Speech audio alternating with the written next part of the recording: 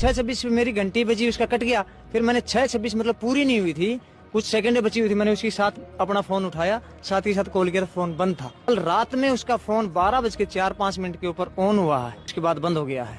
दोबारा हमने कॉल किया तो फिर स्विच ऑफ हो गया। भाग बुग्गी होगी, आ जाएगी 1-2 दिन के अंदर, 2-4 दिन के अंदर आ जाएगी। बोला क्यों? अंदर ऐसा क्या हो गया कि आसमान से अपराधी उतर गए? उस बेटी के साथ हुआ क्या है? उसकी बच्चेदानी गायब है, उसकी किडनी गायब है, उसके मुंह पे तेजाब डाला जाता है। जितना हार्ड उस बेटी का अगर आप पोस्टमार्टम की रिपोर्ट पढ़ेंगे ना तो आप पढ़ नहीं पाएंगे। इतनी गरीब परिवार की एक मासूम सी बच्ची के साथ कोई ऐसा कैसे कर सकता है, जिसके पिता इंसाफ की गुहार लगाते रहते हैं। मनीषा भिवानी, जी हाँ, एक सिंपल सादी लड़की जो अपने घर से स्कूल और स्कूल से घर, यही उसका डेली रूटीन था।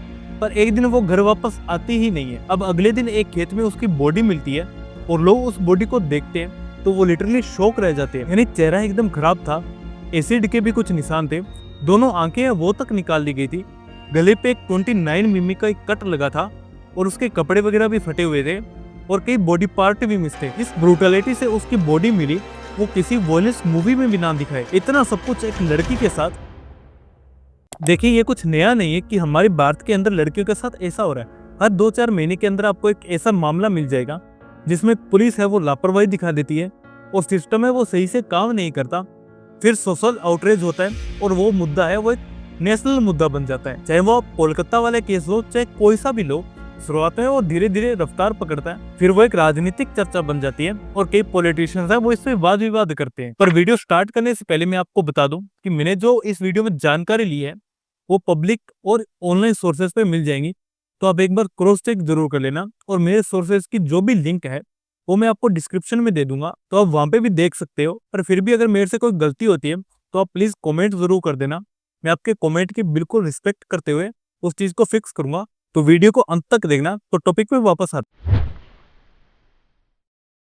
हैं। मनीषा भिवानी केस, असल में ये कोई मिसिंग पर्सन या हत्या का केस नहीं है। ये केस है हमारी पुलिस की लापरवाही का, मनीषा की फैमिली के दर्द का और सोशल आउटरीच का और ऐसी जुडिशियल प्रोसेस का जिसमें हर एक मोड़ पे एक नया सवाल है। हरियाणा स्टेट के भिवानी जिले के गांव धानी लक्ष्मण, मात्र 19 साल की मनीषा अपने 12th कंप्लीट करने के बाद में वहीं के एक लोकल स्कूल में टीचर बनती है। पर असल में उसका ड्रीम होता है एक नर्सिंग डॉक्टर बनने का और लोगों की सेवा करने का। देखिए, मनीषा के परिवार की फाइनेंशियल कंडीशन है वो काफी खराब होती है। यानी मनीषा के पिता संजय जी वहीं की एक प्राइवेट कंपनी में एक लोकल से एम्प्लॉय होते हैं। तो यही वजह होती है कि मनीषा वो अपनी 12th के बाद एक प्राइवेट टीचर का काम करती है। देखिए, मनीषा के जानने वाले भी यही कहते हैं कि मनीषा वो एकदम शांत और अपने काम से काम रखने वाली लड़की थी, वो एकदम जेंटल नेचर वाली लड़की थी। मनीषा की एक दोस्त पिंकी भी यही कहती है कि वो इस चीज को इमेजिन भी नहीं कर सकती कि एक लड़की जो कम बोलती है और अपने काम से काम रखती है उसका कोई दुश्मन कैसे हो सकता है। और ये सारी इस केस की नींव है कि जब मनीषा ने किसी का कुछ बिगाड़ा ही नहीं था तो मनीषा के साथ ऐसा कैसे हुआ। देखिए, 10 अगस्त 2025 तक तो एकदम नॉर्मल चलता है, पर 11 अगस्त को 7:30 बजे मनीषा वो अपने स्कूल के लिए निकलती है और अपने पिता से कहती है आज वो घर पे लेट लौटेगी क्योंकि उसे अपने एडमिशन की जानकारी के लिए BSc नर्सिंग कॉलेज जाना होगा। सीसीटीवी में भी यही दिखाई देता है कि मनीषा वो अपने स्कूल से 1:58 पर निकलती है और वो सीसीटीवी कैमरा में भी आता है। स्कूल की छुट्टी 2 बजे होती है और 1:58 पर जो मनीषा कॉलेज के पास दिखाई देती है। मनीषा गई तो थी नर्सिंग कॉलेज में एडमिशन की जानकारी लेने और वो सीसीटीवी में दिखा भी था, पर क्या वो वाकई वहां पे पहुंची थी अभी आगे मैं आपको उस बारे में बताऊंगा, आप थोड़ा सा वेट करिए।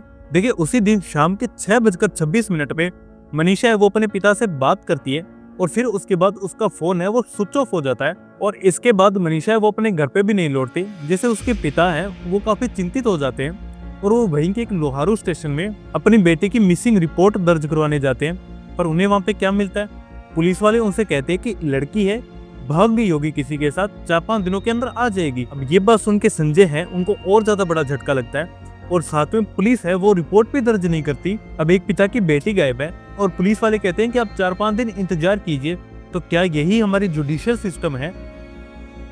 अब परिवार के लगातार दबाव के बाद पुलिस ने 12 अगस्त को FIR है वो दर्ज भी कर ली, पर लेकिन उनकी लापरवाही के कारण उनके इफेक्टिव एक्शन की साफ कमी दिखाई दी। शायद ये वो पॉइंट था जहाँ पे हो सकता है कि मनीषा को अगर वो सीरियसली लेते इस केस को तो मनीषा बच सकती थी। और इस सिस्टम से साफ होता है कि हमारा जो पुलिस का सिस्टम है वो किस तरह से काम कर रहा है। अब नेक्स्ट डे यानी 13 अगस्त को एक खेत में उस नर्सिंग कॉलेज से सिर्फ 500 मीटर की दूरी पे एक बॉडी मिलती है अब वो बॉडी भला किसकी थी? जब वहां के व्यक्ति ने पुलिस को इन्फॉर्म किया तो पुलिस वाले और मनीषा के परिवार वालों ने आके देखा तो इन्वेस्टिगेशन के दौरान पता चला कि ये लाश तो मनीषा की है।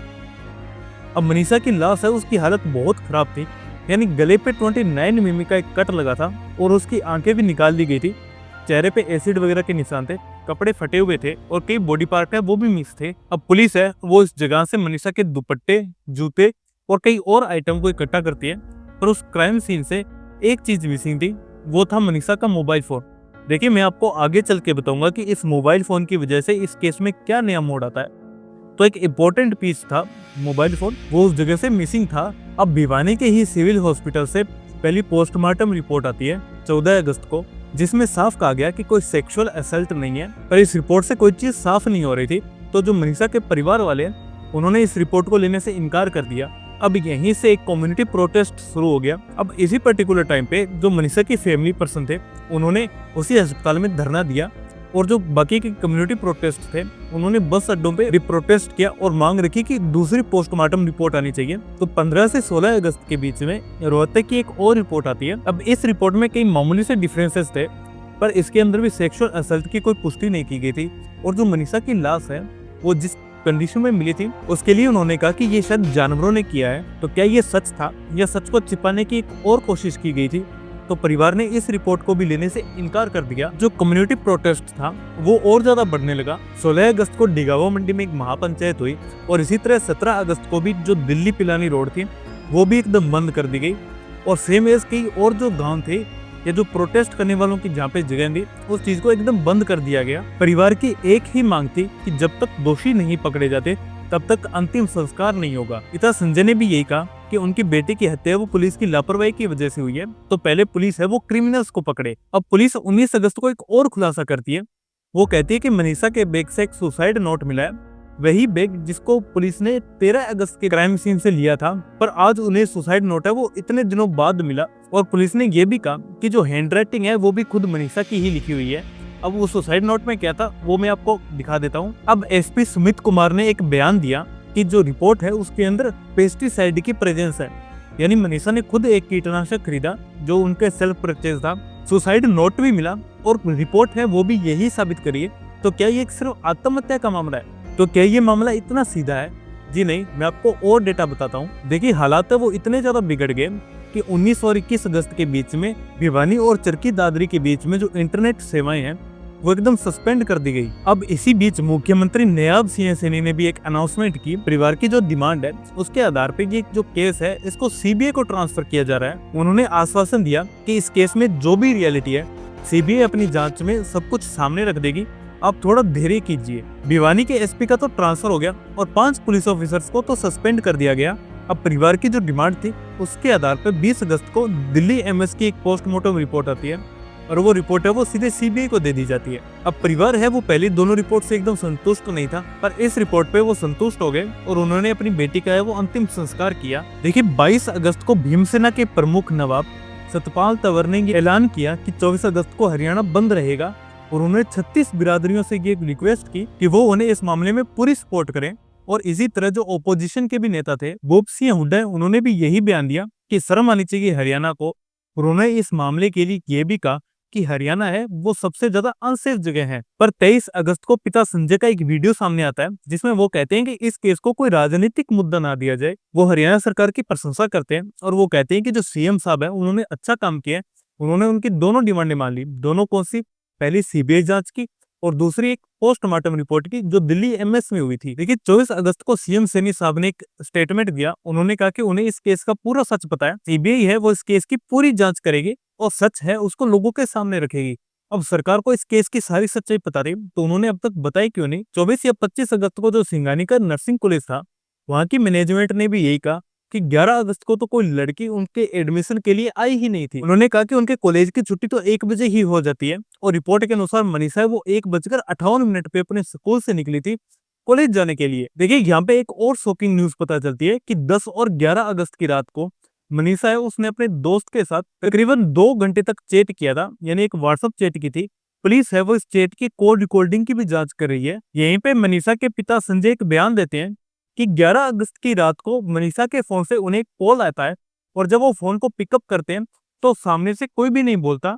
अब सवाल यह है कि 3:00 पे जब फोन बंद ही हो गया था, तो शाम को फोन किया किसने? अब 26 से 27 अगस्त तक सीबीआई अपनी जांच कर रही है। फोरेंसिक रिपोर्ट आने का भी इंतजार है। देखना यह है कि इस केस का कौन सा रुख सामने आता है और क्या सच में मनीषा की हत्या हुई है या आत्महत्या। ऐसे कुछ सवाल हैं जो अभी भी सामने नहीं आए हैं।